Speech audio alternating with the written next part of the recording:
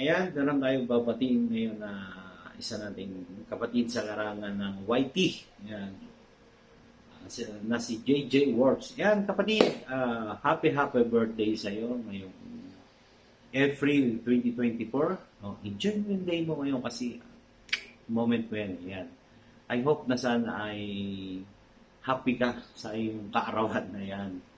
10 ng aking mga kasama sa Team Magic 7, kami ay bumabati sa iyo ng happy birthday kapatid.